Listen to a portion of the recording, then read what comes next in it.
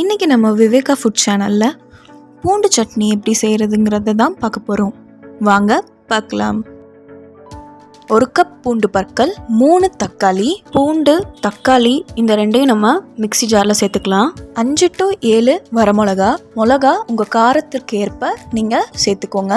தேவையான அளவு உப்பு சேர்த்துக்கலாம். தண்ணி சேர்க்காம இது எல்லாத்தையும் நல்லா பேஸ்ட்டாக அரைச்சி எடுத்துக்கலாம். ஒரு பேன் எடுத்துக்கிட்டு அதில் 2 ஸ்பூன் நல்லெண்ணெய் ஊற்றிக்கலாம். எண்ணெய் நல்லா காஞ்ச உடனே 1/2 ஸ்பூன் கடுகு, 1/2 ஸ்பூன் கடலைப்பருப்பு போட்டு அதை தாளிச்சிக்கலாம். பெருங்காயத்தூள் கொஞ்சம் சேர்த்துக்கலாம். கொஞ்சமாக கருவேப்பிலை சேர்த்துக்கலாம்.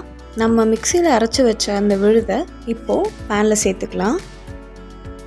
5 to 10 நிமிஷம் வரைக்கும் இந்த சட்னியை நம்ம நல்லா லோ ஃப்ளேமில் கொதிக்க விடணும்.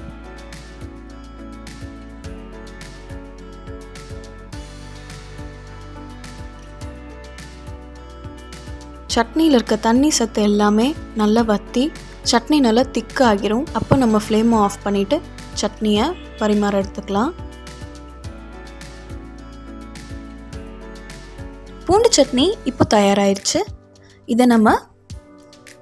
பூண்டு சட்னி இப்போ தயாராகிருச்சு.